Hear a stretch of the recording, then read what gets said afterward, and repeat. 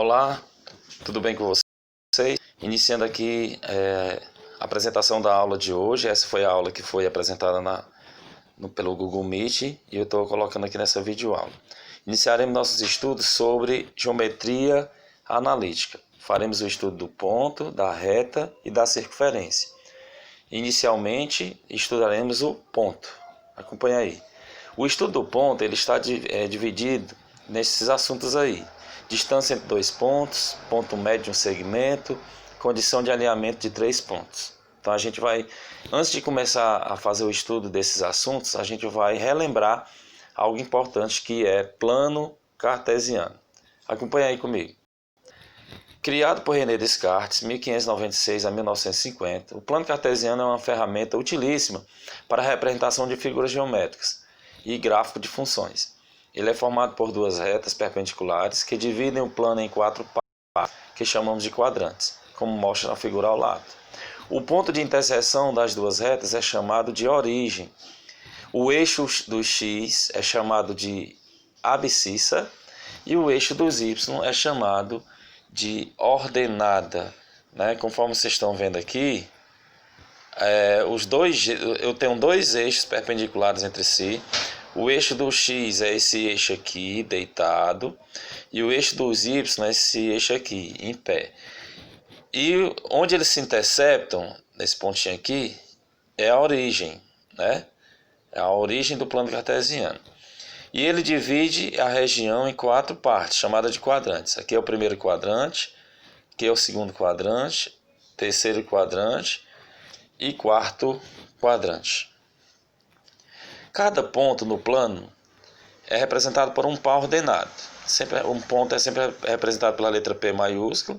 O primeiro valor do ponto é o x, o segundo valor é o y. Esse nome é devido ao fato da ordem que são colocados os valores de x e y terem importância.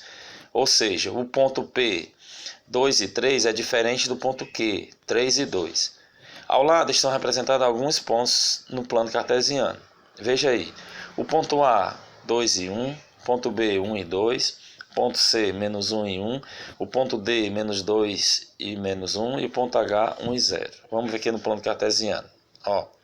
O ponto A, 2 no X, 2 no X e 1 no Y. Onde é que fica 2 no X? 2 no X, eu vou colocar à direita do X. 1, 2. 2 no X fica aqui. 1 no Y, para cima, para baixo, para cima. 1 no Y fica aqui. Ligando esses dois pontos, eu tenho aqui o ponto A, tá certo? Exatamente aqui. O ponto B, 1 e 2. 1 no X, à direita de X. 2 no Y, para cima. 1, 2. Então, junto esses dois pontos, o ponto B fica exatamente aqui. O ponto C, menos 1 e 1. Menos 1 no X, onde é que fica menos 1 no X? À esquerda de X. 1 no Y, para cima, aqui, colocando linhas tracejadas, onde se encontra, aqui é o ponto C, tá certo? É o ponto C. O ponto D, menos 2 e menos 1. Menos 2, menos 1. Menos 2 no X, fica à esquerda de X. E menos 1 no Y para baixo. Menos 1 no Y para baixo. Coloco uma linha tracejada aqui, outra linha tracejada aqui. E aqui onde se encontra, aqui é o ponto D. Tá certo? E o ponto H, 1 e 0. 1 e 0. 1 no X, fica aí. E 0 no Y. Toda vez que tiver uma das coordenadas for 0, o ponto vai ser em cima exatamente do 1. Veja aí, exatamente em cima do 1. Tá certo? Muitos elementos e definições da geometria têm por base o ponto, pois ele sempre aparece como uma referência de distâncias, partida, chegada, limite, etc. Se pensarmos no cotidiano, as referências na localização dentro de uma cidade podem ser consideradas como pontos. Em mapas, todas as localidades são representadas através de pontos, os quais podem estar distribuídos sobre um plano cartesiano, que neste caso determina as coordenadas geográficas. Então, assim, a gente pode pegar aqui uma situação, Tamboril, Crateús. No mapa, lá eles serão representados por pontos. E é possível, através das coordenadas geográficas, no mapa, identificar quantos quilômetros é a distância do ponto A, que é Tamboril, ao ponto B, Crateús. Então, as coordenadas geográficas, o plano cartesiano é muito utilizado também na disciplina de geografia. Veja aí mais uma vez o plano cartesiano. O ponto A, o primeiro valor é sempre o x, é a abscissa, o segundo valor é sempre o y, a ordenada. O x é chamado de eixo das abscissas e o y no eixo das ordenadas. E os dois eixos perpendiculares entre si, o eixo x, que é esse deitado aqui na horizontal, e o eixo y, que é esse em pé aqui na vertical, eles dividem o plano em quatro quadrantes. Aqui é o primeiro quadrante, aqui é o segundo quadrante, aqui é o terceiro quadrante e aqui é o quarto quadrante. Geralmente os quadrantes são representados por algarismos romanos. Tá certo? Veja aqui, ó. Para começar o estudo da geometria analítica, é necessário conhecer o plano cartesiano. Isso nós já estamos fazendo, ó. O plano cartesiano representado por dois eixos perpendiculares, dividindo em quatro quadrantes. O eixo y, o eixo x, no caso horizontal, estão os valores que serão representados à direita de zeros positivos, à esquerda de zero negativo. No eixo y, que é a vertical, acima de zero são os valores positivos e abaixo de zero os valores negativos. O ponto P, vermelho da figura, possui duas coordenadas, x e y, que indicam o lugar dos eixos das ordenadas e abscissas que eles se encontram. Então nós estamos vendo aqui o ponto P, ó. O ponto P é onde a representação onde está no eixo x e no eixo y. Então aqui, ó, os números romanos dos cantos mostram os quadrantes do plano cartesiano. Os pontos do eixo x estão nos quadrantes 2 e 3, são negativos, enquanto em 1 e 4 são positivos. Os valores de y nos quadrantes 1 e 2 são positivos e nos restantes 3 e 4 são negativos. Agora nós vamos ver um conceito de bissetriz. Bissetriz dos quadrantes ímpares e bissetriz dos quadrantes pares. As bissetrizes são retas que cortam exatamente o centro do plano, no ponto 0 e 0, e formam um ângulo de 45 graus, com os eixos x e y. As coordenadas dos pontos que estão sobre a bissetriz, que se encontram nos quadrantes pares, são sempre opostos. Se x for positivo, y será negativo e vice-versa. Tá certo? Veja aí. Diminui aqui. Ó. Já os pontos sobre a bissetriz dos quadrantes ímpares terão os valores x e y iguais. Vamos ver quando é que um ponto pertence à bissetriz dos quadrantes ímpares, quando é que um ponto pertence à bissetriz dos quadrantes pares. Toda vez que um ponto tiver valores iguais, esse ponto pertencerá à bissetriz dos quadrantes ímpares. Mas primeiro vamos saber o que é bissetriz. Bissetriz é a reta que corta o plano cartesiano passando pela origem, e a reta que passa pela origem do plano passando no primeiro e no terceiro quadrante, essa é a bissetriz dos quadrantes ímpares. E a reta que cortar a origem, passar pelo plano cartesiano, cortando a origem, passando pelo segundo e quarto quadrante, é a bissetriz dos quadrantes pares.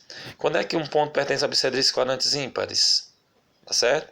Quando é que um ponto pertence a bissetriz dos quadrantes ímpares? Quando estes valores forem iguais, que é o caso do ponto B aqui, ó. Menos 2, menos 2. O valor de x é igual ao valor de y. Outros exemplos de pontos que pertencem a bissetriz dos quadrantes ímpares: 3 e 3, 5 e 5, menos 2 e menos 2. E quando é que um ponto pertence à bissetriz dos quadrantes pares? Quando esses valores desse ponto forem opostos. O que é isso? Quando ele tiver o mesmo valor, só que com sinais contrários. Por exemplo, menos 2 e 2. Outros exemplos de bissetrizes quadrantes pares. Quando forem opostos. 5 e menos 5, menos 1 e 1, 3 e menos 3. Então, pertencerá a bissetriz dos quadrantes pares quando os valores forem opostos. E pertencerá a bissetriz dos quadrantes ímpares quando os valores forem iguais. Ok? Aqui nós temos a figura do livro de vocês, que eu acho importante que daqui por diante, agora a gente trabalhe com atividades do livro de vocês, onde vocês terão a oportunidade de rever, ler, ver os exemplos, né? Porque lá tem atividades resolvidas e ajudarão melhor vocês fazendo as atividades. Tá certo? Isso aqui é do livro de vocês, na página 38, ó. Estudando a geometria analítica. Vamos lá. Muitos estudiosos consideram o início do estudo do que hoje denominamos geometria analítica como um dos maiores progressos da matemática. A geometria analítica tem suas características a realização de conexões entre a geometria e a álgebra, pois, por exemplo, permite compreender as soluções de um sistema linear de duas incógnitas por meio de retas em um plano, ou então representar por meio de uma equação uma figura bidimensional ou tridimensional. Não há consenso sobre quando se deu início à geometria analítica, enquanto alguns historiadores defendem que práticas que levam a esse ramo da matemática já eram de conhecimento dos gregos, egípcios, romanos, e outros acreditam aos franceses, que é o caso do René Descartes, Pierre de Fermat. E no início do estudo sistemático dessa ciência, a maior contribuição de Descartes foi publicada em sua famosa obra, Discurso sobre o Método. Essa obra era acompanhada de 3 apêndices, sendo que o último deles, titulado La Géométrie, apresenta as ideias que fundamentaram o estudo da geometria analítica. Já Fermat, que trabalhava paralelamente e dependente de Descartes, realizou estudos relacionados a equações que representavam curvas matemáticas em um plano. Neste capítulo, estudaremos os conceitos de ponto e reta na geometria analítica. Para isso, é importante lembrar alguns conceitos sobre o plano cartesiano ortogonal, que consiste em um plano com dois eixos perpendiculares, x e y, que o dividem em 4 regiões. O horizontal x é denominado eixo das abscissas e o vertical y é denominado eixo das ordenadas. O ponto que esses eixos cruzam é denominado origem. Foi o que a gente viu nos slides anteriores, que vocês estão vendo aí, o plano cartesiano, dois eixos perpendiculares entre si, o eixo do x, o eixo dos y. Os valores positivos de x são representados à direita de x, e os valores negativos de x são representados à esquerda de x. Os valores positivos de y são representados acima do zero e os valores negativos de y são representados abaixo do zero.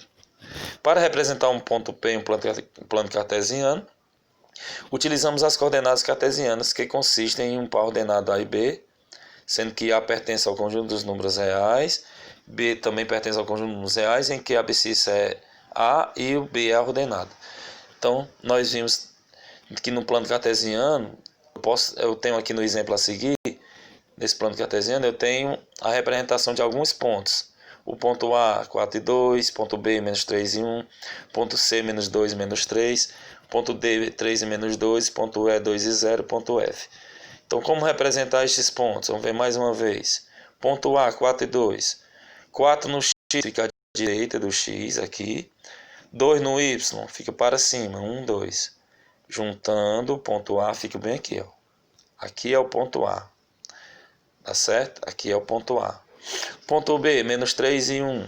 Menos 3 no X fica para a esquerda. 1 no Y para cima, juntando os dois. Ponto B é bem aqui. E assim por diante.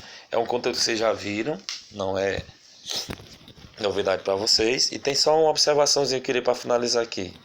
Essa aqui. Se um ponto P pertence ao eixo X, então a ordenada de P é 0. De maneira semelhante, se P pertence ao eixo Y, a abscissa de P é 0. Veja no exemplo ao lado os pontos E e F. Olha aqui o ponto E e F.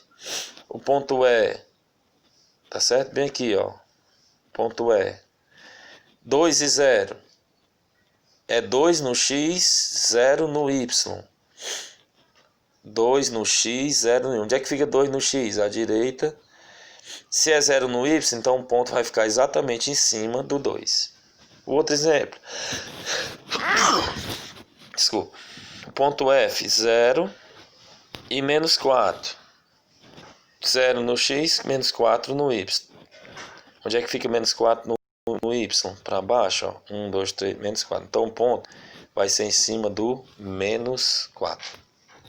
Então, pessoal, a proposta é que vocês façam atividade do livro, de acordo com o que foi apresentado nessa aula. Atividade no livro, página 39, né? Vocês vão lá na página, pega o livro didático de vocês, Contato em Matemática, e na página 39, vocês vão fazer a atividade do livro, as questões. Questão 1 aí, questão 2. A questão 1, vocês têm uma representação no plano cartesiano e vocês vão dizer quais são os pontos. Ponto A, ponto B. A questão 2, não é? Aí vocês vão fazer também questão 3, questão 4, questão 5 e questão 6. Então essas são as atividades que vocês vão fazer, ó, do livro didático de vocês. Tá aí o livro de vocês, a capa, Contato Matemático. Vocês vão fazer a atividade do livro, página 39, questão 1, 2, 3, 4, 5 e 6, tá certo? Então essas são as atividades. Vocês tirarão foto, copiarão no caderno, responderão, tirarão fotos e enviarão no privado WhatsApp ou no Google Sala de Aula, tá certo? Então na próxima aula a gente vai conversar, tirar dúvidas sobre a atividade e quem sabe eu gravo uma videoaula com a correção da atividade. Um abraço a todos e até a próxima aula.